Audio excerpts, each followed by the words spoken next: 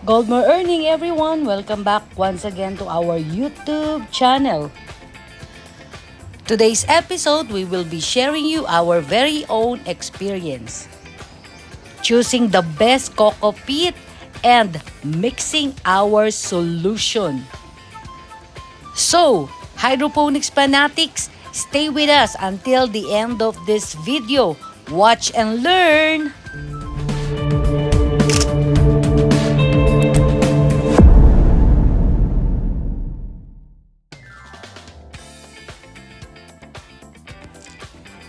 Hydroponics fanatics, disclaimer, we are only new to this hobby. We will be sharing you our very own experience in hydroponics backyard gardening.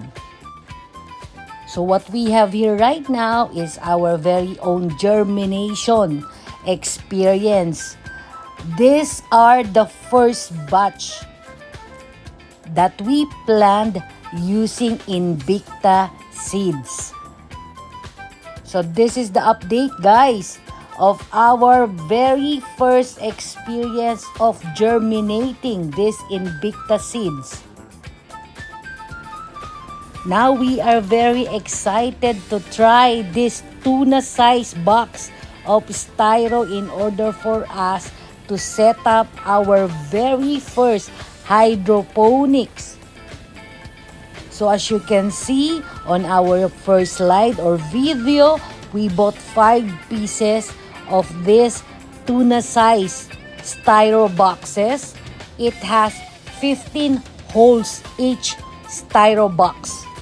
We just bought this 5 styro boxes tuna size via online, and now we will be sharing you how we are going to use this solution.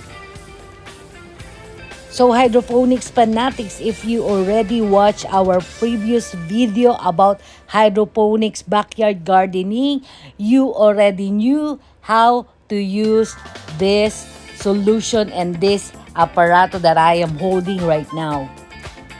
The one that I am holding right now is to test the mineral content of our water. We are eyeing to 300 to 350, and this one is for the pH level. So this one we are eyeing to 600 pH level of our water.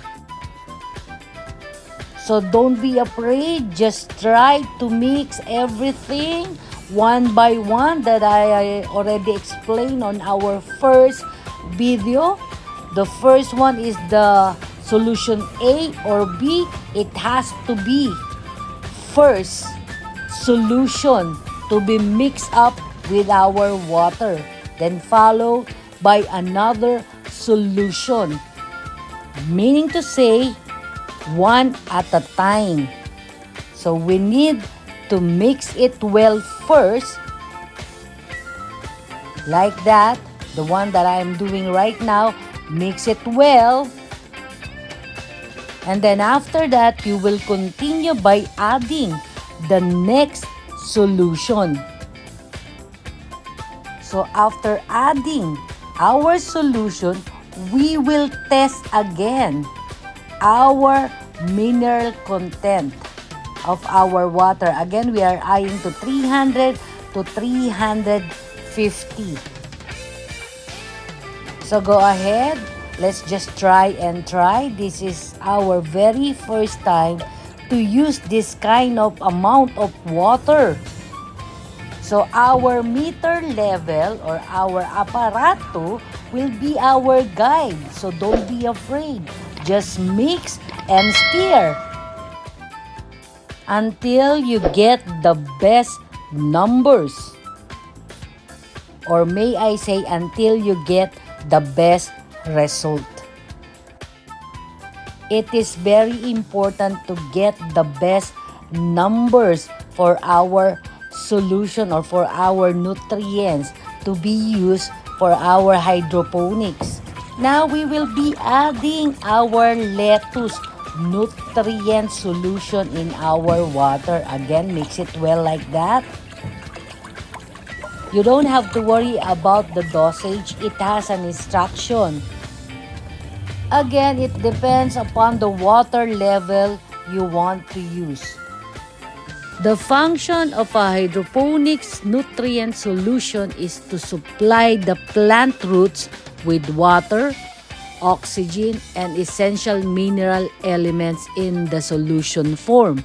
A nutrient solution usually contains inorganic ions from soluble salt of essential elements required by the plant. Your plants needs nutrients in order to grow, thrive, and survive. Just as each plant's makeup is different, the nutrients that those plants require are also unique. Okay, for this experiment, we use lettuce nutrient solution because we will be planting lettuce. If you have a hydroponic system, you don't use soil to deliver nutrients. You deliver all of the plant's nutrients through the solution. Your plants will only get those vitamins and minerals that you actively give to them. That means you need to choose the right solution for the right plants at the right growth stage. If the pH level is too high, we use pH down in order to achieve the right or the correct level of our pH. So we are eyeing between 5 to 6. Nutrient solution used for soil-less culture should have a pH between 5 to 6, usually 5.5. So the pH in the root environment is maintained between 6 to 6.5. This is the pH range at which nutrients are most readily available to the plants. Just test after each solution.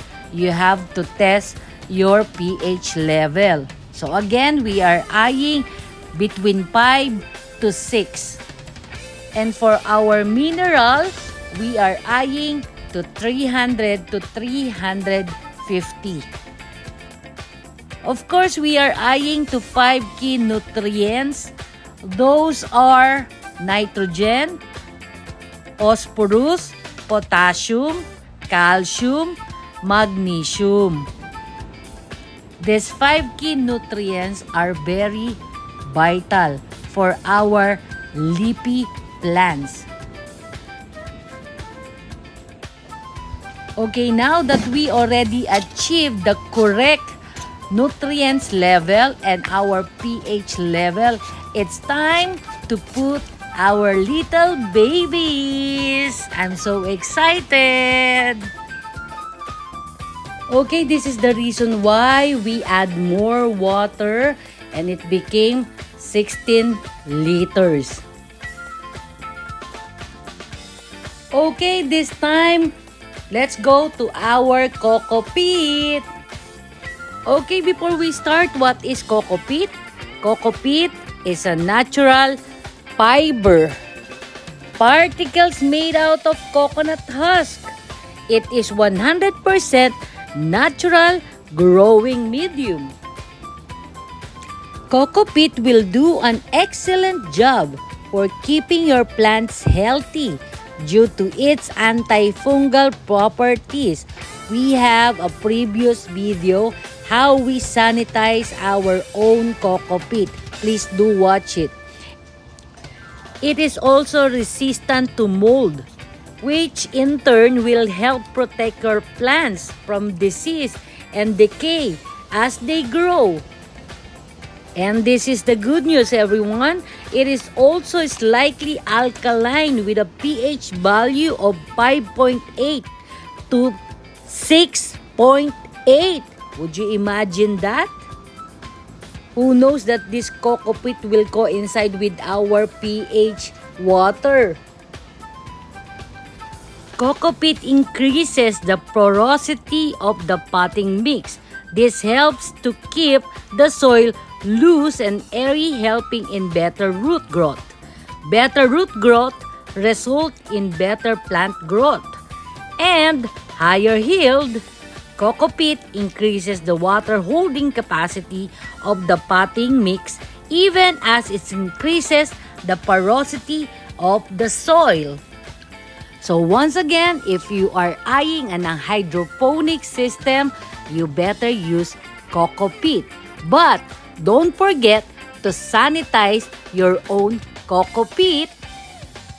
And here you go. This is our update. We already put the insulator for each and every recycled me. That's for today, Hydroponics Fanatic. Thank you so much for watching, everyone.